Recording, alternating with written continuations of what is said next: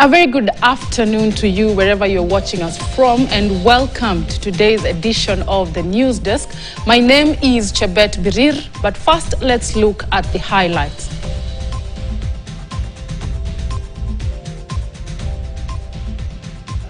Watuambie ndio tujue shida ni nini. Education PS Belio Kipsang assures parents that the construction of grade 9 classrooms is on schedule ahead of the January school reopening.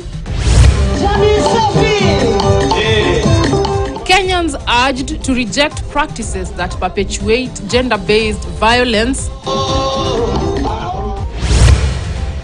And Tourism CS Rebecca Miano emphasizes the need to involve youth in the restoration and promotion of tourism.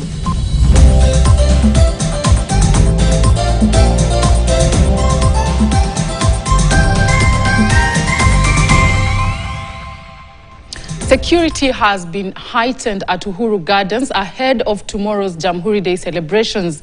Kenyans have been encouraged to attend the 61st Jamhuri Day event, which will be presided over by President William Ruto. Meanwhile, the government has committed to settling pending dues owed to media houses to ensure their smooth operation. Speaking earlier today, Principal Secretary for Broadcasting and Telecommunications, Professor Edward Kisiangani, announced that the government has released 600 million shillings in uncontested payments, with plans to fully clear the balance in the coming days. We are putting all our measures, all the parameters, having done a roadmap to ensure that during this time and period, when we have festive seasons, we shall have various celebrations, we shall have most of you Kenyans living from Nairobi to the rural areas, and those from rural areas to Nairobi. We've done a plan to ensure that we take charge of their security. Government has authorized the payment of uncontested pending bills to the media to the tune of 627 million shillings. There are other pending bills which are up to about 800 million, which are still being verified by Treasury.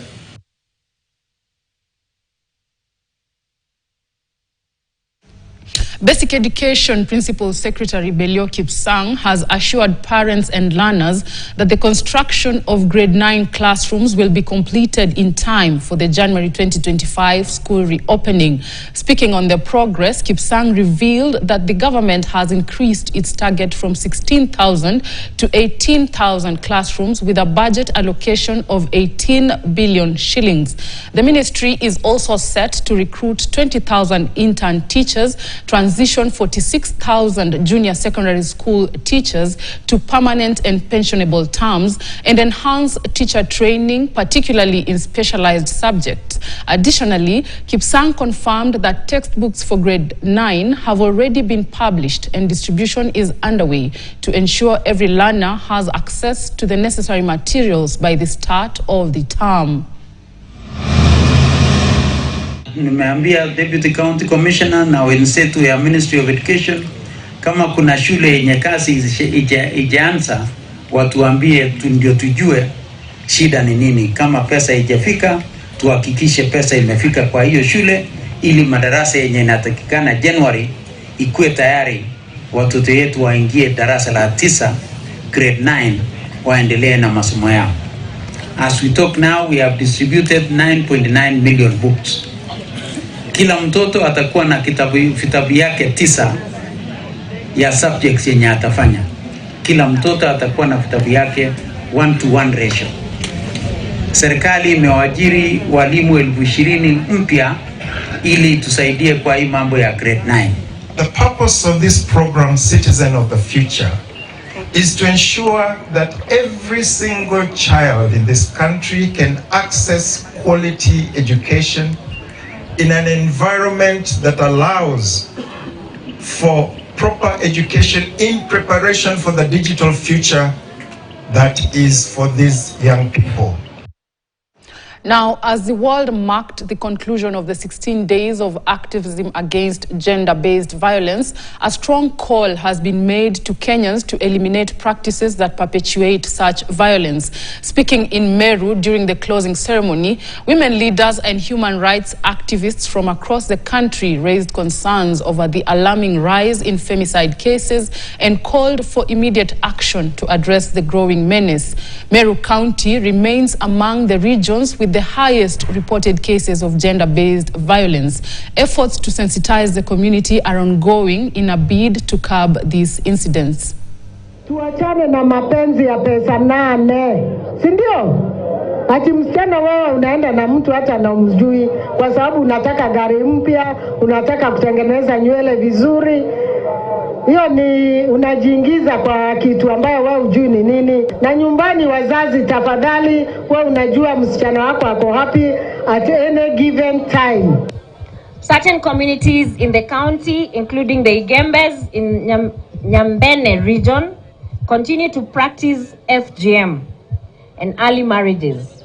They view GBV as a customary norm, supported by cultural practices that accept these vices, even wife battering.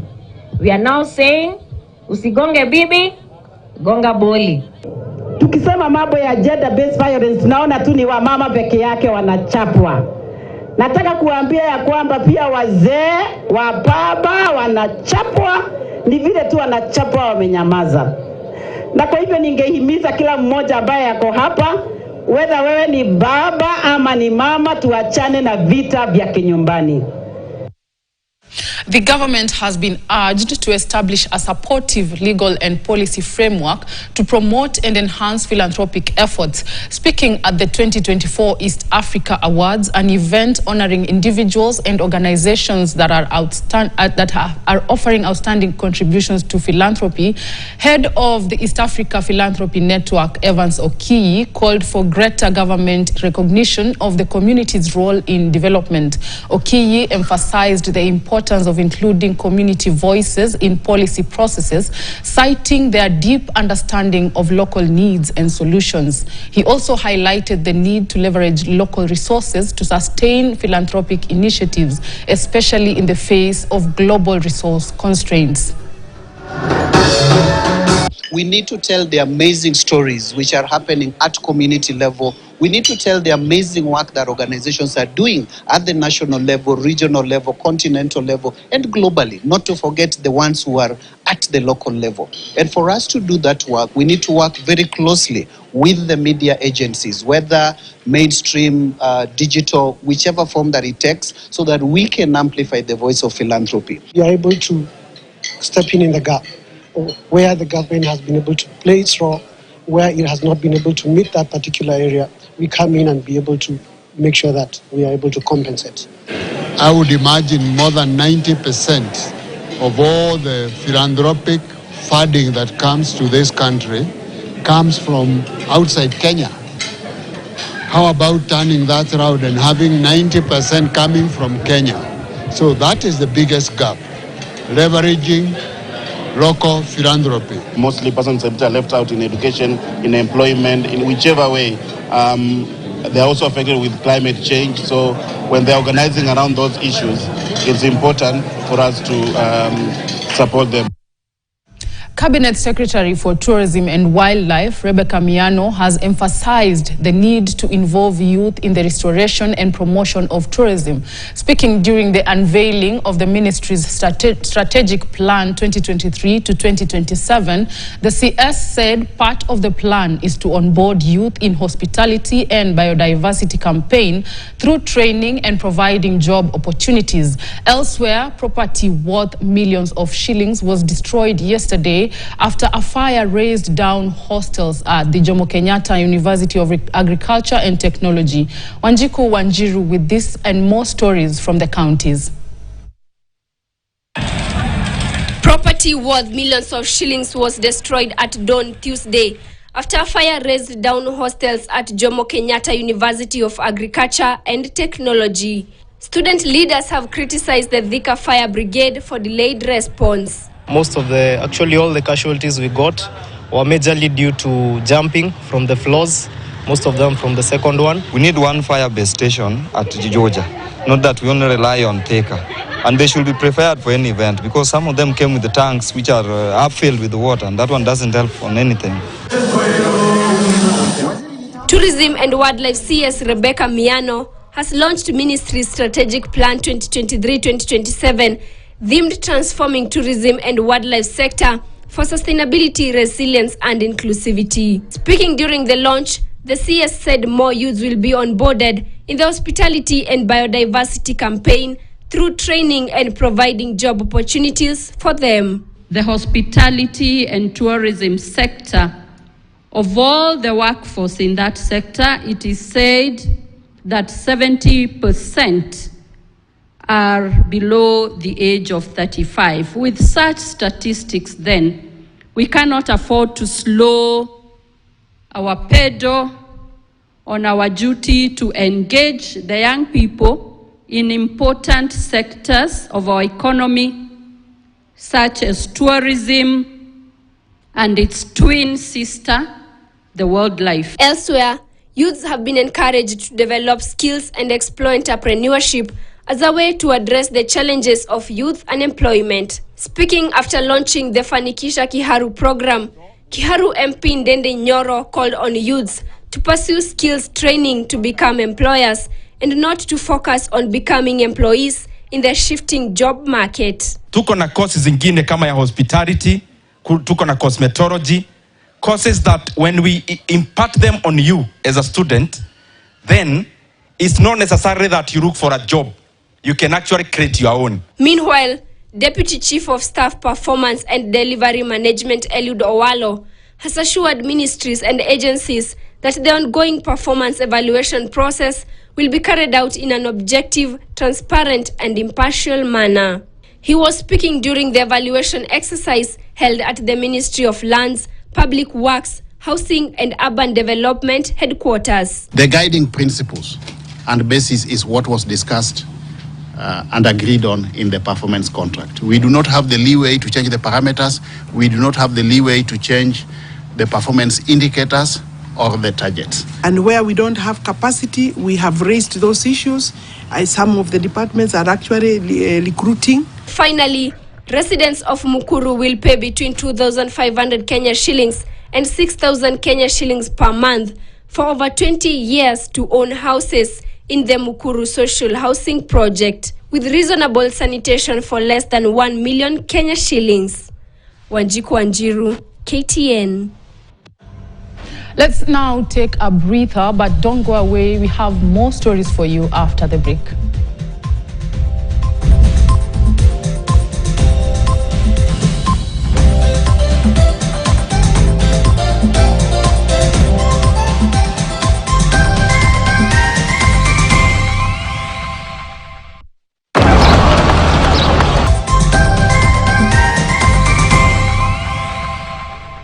Welcome back. Now, the government and donors have been urged to support shelters and helplines that assist survivors of gender-based violence, since funding has been limited to such places and sustainability becomes a problem. Speaking during the second annual Shelters and Helpline Forum in Nairobi, stakeholders said allocation of further funding by government and donors will help in ensuring sustainability of safe homes where survivors of GBV get help. This is very critical, especially in the referral pathway for survivors of GBV. This is a process that is very critical in ensuring that we prevent and we respond to gender-based violence. And when it comes to funding, indeed, funding is very limited, especially in the operationalization of the shelters. A resource gap is the fact that they have to take on the costs of the calls. So when you call a toll-free line, it's actually not free on their end or the back end. It's free for you, right? And I think Communication Authority of Kenya, for example, or government can step in to reduce this cost, and also telecommunication companies. The community in Taita Taveta County has been urged to actively involve women, youth and girls in land ownership plans as a way of fostering management skills and ensuring their right to participate in decision making. Speaking in Voi during the conclusion of the 18 days of activism against gender-based violence, human rights activists emphasized that inclusive practices are essential for equitable resource management and empowerment. Hezron Kimari reports from Voi. Well, as the 16 days of activism against the gender-based violence comes to an end, here in Taita Taveta County, leaders and also the community have been asked to include women, youths and also girls in relation to lands decision-making. And now we'll be getting opportunity to hear sentiments by the leaders and also some of the community. But of importance for us is that we have been working in Taita Taveta County in the year 2024, and there are issues that we'd like to front today in regards to land and natural resources rights. There are 2 or 3 issues that I'd like to point out right now that have been of concern to Kenya Land Alliance, derived from the communities that we work with. The first one is the issue of community engagements around decision-making in regards to natural resources. It's very important for the county and indeed the government to know that inclusion, equity, equality, and participation are values enshrined in our constitution. Non-state actors, kama sauti ya wanawake, Taita Taveta Human Rights Watch, Red Cross, Taita Taveta Youth Alliance, na yale mashirika mengi sana yanafanya kazi hapa Taita Taveta, wamejaribu kupigania haki za binadamu na wamejaribu kuhamasisha jamii kuhusu mambo ya dhuluma dhidi ya kijinsia na mambo mengine. Tuna changamoto hapa Taita Taveta ya Rescue Center, Safe Space. Hao watu wakidhulumiwa, wanawake, watoto, wanaume wakidhulumiwa, hawana mahali wanaweza pelekwa ili kesi zao zikizingatiwa. Lakini through National Government Affirmative Action in collaboration with the State Department for Gender and Affirmative Action, kuna Rescue Center inajengwa pale Bura. Tusikubali kufanya nini? Kudhulumiwa. Na sisi pia tusidhulumu. Sawa sawa. Huu ni msumeno unakata mbele na nyuma. Usidhulumu mwanamume na mwanamume asikudhulumu. Sawa sawa. Kuhakikisha kwamba inclusivity of women and youth imekuwa ni paramount. Wawe katika hizo kamati, wawe katika mstari wa mbele, waweze kumiliki na kusimamia. Tumeelewana? Hizi ardhi za kijamii nyingi katika maeneo yetu ya pwani, nyingi ni zile ambazo zina rutuba kubwa sana. Aidha zina madini, ni maeneo ya malisho mazuri, ya masuala ya uchimbaji wa madini, ni mambo ambayo yanaleta pesa nyingi sana. Lakini ikiwa tutaachia wazee peke yake, wanaume wazee, then hapo kuna hatari kubwa sana. Kwa sababu watafanya deals ama watafanya mikataba na watu wa nje ambao itawanufaisha wao kwa wakati huo ambao umebaki wao kuishi. For now, the human rights here in Taita Taveta County will be waiting to see if the government will be implementing some of their suggestions in relation to fighting the gender-based violence. Reporting for KTN News from Voi, I'm Hezron Kimari. The Kenya Medical Practitioners, Pharmacists and Dentists Union, KMPDU, has issued a 7-day notice to protest over what they claim is harassment and abuse of employees of the Nairobi hospital. KMPDU officials have also hit out at the hospital management for allegedly reducing employees' health insurance and are now asking the hospital's board to resign. This report was prepared by Noel Nabiswa and voiced by Marion Barasa.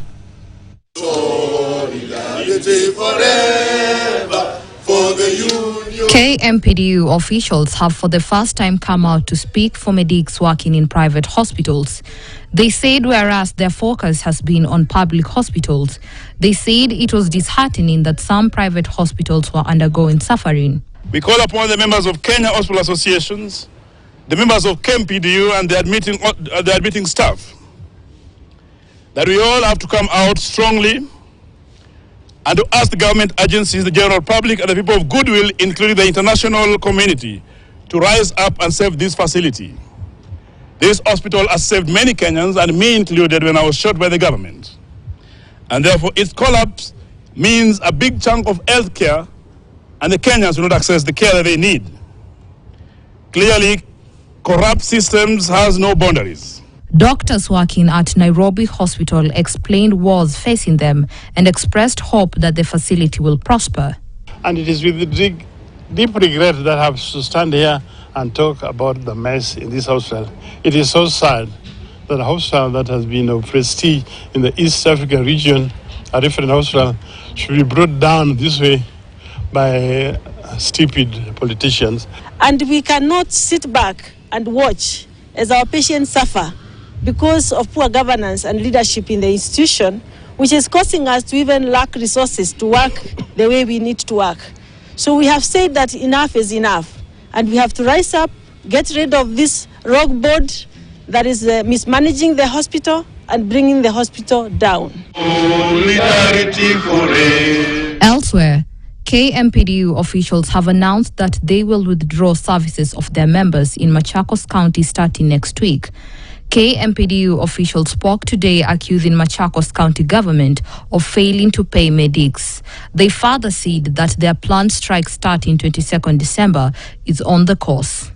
They have not honored this agreement in the month of July, the month of August, September, October, and now December. So it is quite critical that in the budget of the county, that the CBA that has not been implemented for the last 7 years, the money that is owed to doctors ought to reflect in those particular pay slips. To some international news now, Congolese communities worldwide gathered today in coordinated protests at Congolese embassies, calling for urgent international action against atrocities in the Democratic Republic of Congo, DRC.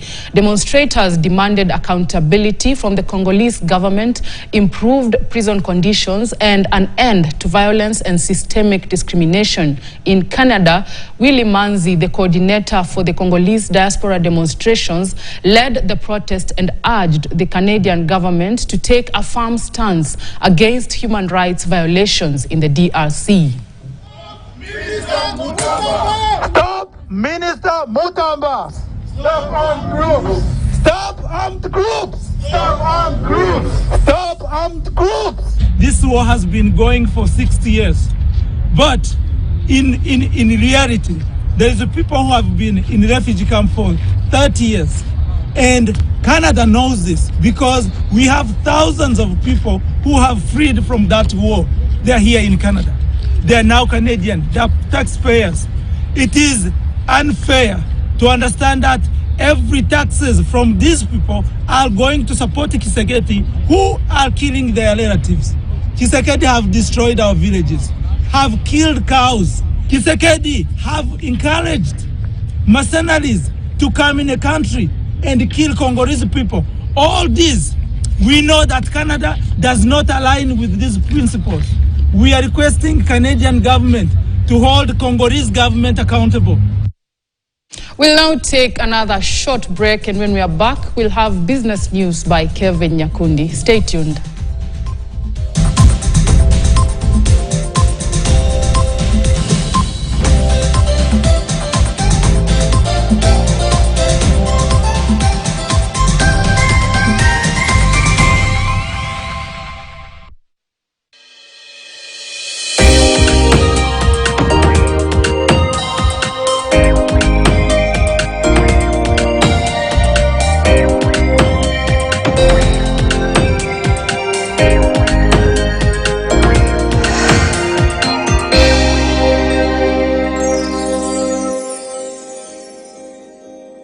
Nikuishie wewe. Hello good people, this is Eric Smith. Na kupata wimbo huu kama sikiza tune yako, bonyeza *811 *898#. Sikiza na KTN.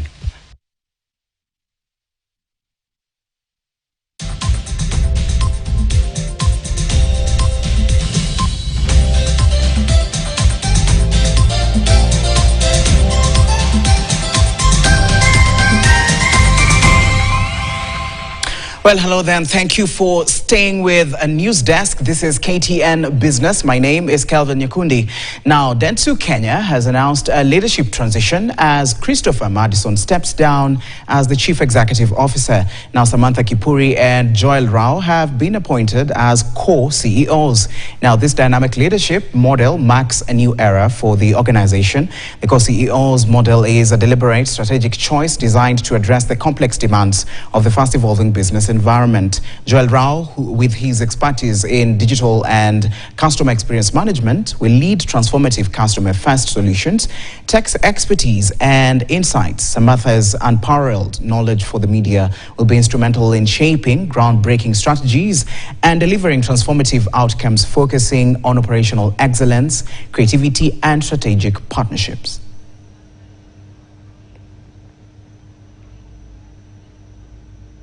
Now, with a growing demand for fast, on-demand delivery of products across different economies, grocery delivery is becoming a popular item in cities across Kenya.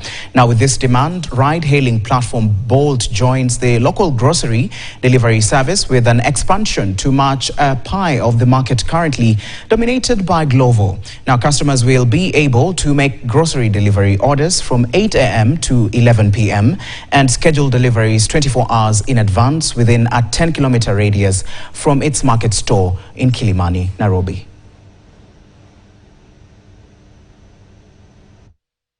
Free delivery for up to 3 kilometers, and then a 30-kilometer within a 10-kilometer, then 30 shillings after that. Bolt Food is available in Nairobi and Mombasa. We want to concentrate our services in Nairobi for now, and review, other cities in second half of the year in 2025. Why we want to do this is because we want to consolidate market share here. We want to make sure that you have a great experience in Nairobi, but also we see in other cities is seasonality around when you go. We go up to a 10-kilometer radius, so watu wa wenye mko area msifeel ni kama tumewalive out. We really actually just have a central market that consolidates the products, but the goal for us here is to make sure that we are getting through to everybody and opening up Bolt Market for everyone in terms of accessibility. Obviously, definitely initially we were aiming at food. Food is one of our delivery segments right now, but the integration of Bolt Market will definitely elevate our market share from what it currently is to doubling or even tripling it. Right now, tech advancement and leaps and bounds. Tech has advanced in those bounds, transforming sectors with healthcare not left aside. Now, with the tech innovations, RHF Healthcare is tapping into the wave with PET CT and SPECT CT scanners to transform cancer diagnosis and treatment. These advancement machines, now operational at RHF, are expected to reduce the need for overseas medical travel and drastically cutting waiting times for scans.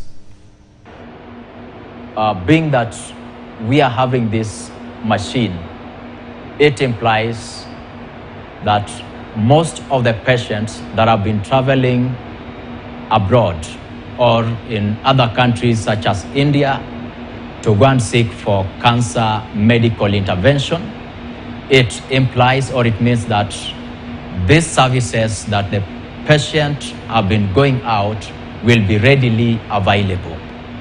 With this machine, we'll be able to do the diagnosis of most of the cancers, or to do the diagnosis, to do the staging, restaging, and monitoring of the treatment of the patient with cancers.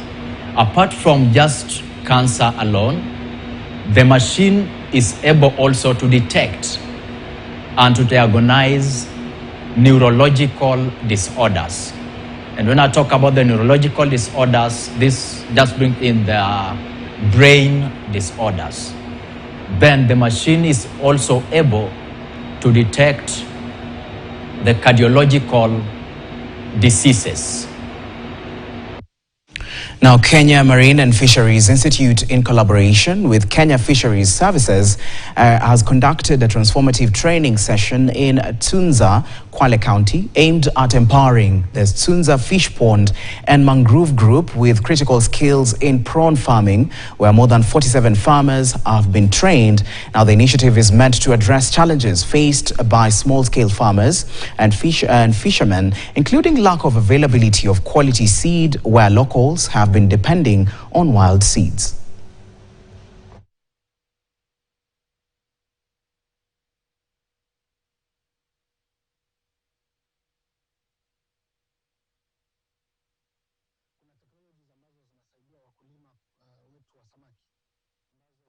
Wanaweza kujikimu na kuproduce samaki kwa wingi, na njia moja ni ile ya kwamba sasa tunaweza tuna integrate upandaji wa samaki, ufugaji wa samaki na pia kuconserve mikoko. Nashukuru kwa huu mradi kwa sababu umekuwa una faida kubwa kwetu, hata unatusaidia sisi wenyewe kama wana kikundi na hata kwa wanajamii nzima pia. Having access to hatchery-reared prawns will transform the livelihoods of Kenya's coastal community prawn farmers.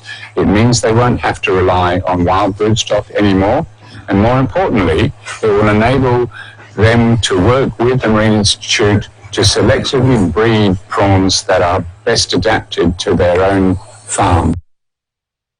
Now, Yatta constituency in Machakos County is classified as an arid and semi-arid area, but efforts to harvest water are changing the livelihoods of residents from depending on relief food to agribusiness. Now, according to locals, after being trained on water harvesting, they have been digging up small dams of 10 by 10 feet through merry-go-rounds. Now, this initiative has helped them harvest water during the rainy seasons and use it to irrigate their farms during dry seasons.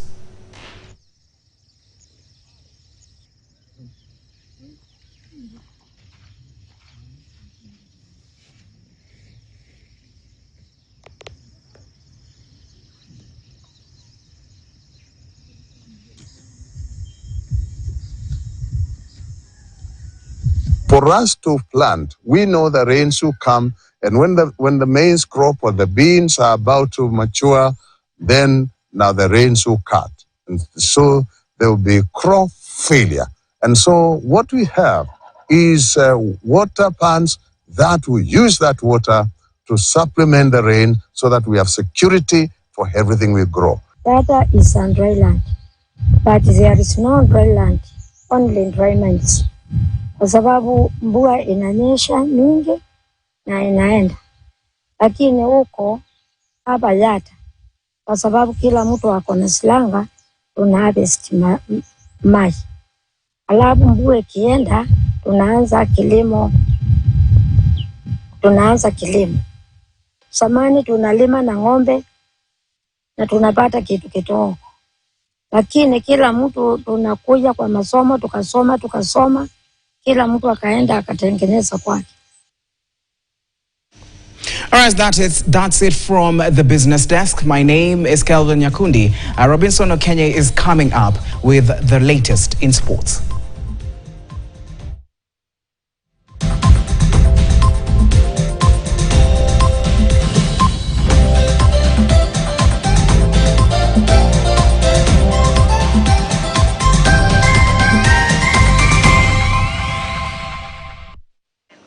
A very good afternoon to you. Let's now take a look at the latest in sports. My name is Robinson Okenya. I want us to begin with the local football league, that is FKF Premier League. We have a number of matches scheduled for this afternoon. Posta Rangers will be taking on Kakamega Homeboys, and then KCB versus Sofapaka. You have FC Leopards will be in action against Tusker. Ulinzi Stars host Bandari, and then the big one of the day, Shabana will be taking on Gor Mahia, with Gor Mahia being their home team for the day. Talanta will be in action against Bidco, and aside from that, Talanta will be taking on Mara Sugar. Sharks face Nairobi City Stars, a match that has already begun. Bidco take on Kenya Police, and of course the big one of the day at Kenyatta Stadium in Machakos, Gor Mahia host Shabana. Those are the fixtures on the cards. this afternoon when you talk about Football Kenya Federation Premier League. Now, let's move away from that. Let's get into some basketball action. And Elizabeth Marube is one of the fastest rising basketball players in the country. The Form 3 student at St. Joseph's Kitale is in camp at the Kenya Sports Academy, Kenya Academy of Sports, that is CAS, in Eldoret, and hopes to represent the country one day. Jeff Mogire reports. Marube is among the fastest growing basketballers in the country. The Form 3 student at St. Joseph's Girls Kitale is among the youngsters in camp at the Kenya Academy of Sports Youth Camp in Eldoret. I started playing basketball in Form 2. My coach always told me never give up. My coach always train me and push me. Standing tall at 6.2 feet, the 16-year-old hopes to don Kenyan colors in the future. I want to play for the Kenyan team, national, and international league. She has a bigger potential into the future. If you see in terms of her height, she has a great height. She has a great body physique in terms of the game. Inspired by American Aja Wilson of Las Vegas Aces, she is determined to write history. She's hardworking, strong, intelligent, and handles the game with pressure. Marube hopes to be the next top star in the country. Jeff Mogire, KTN, Eldoret, Uasin Gishu County. Let's now move to the Champions League. Yesterday we had a number of matches on the cards, and we begin with the Reds. That is Liverpool, and Mohamed Salah's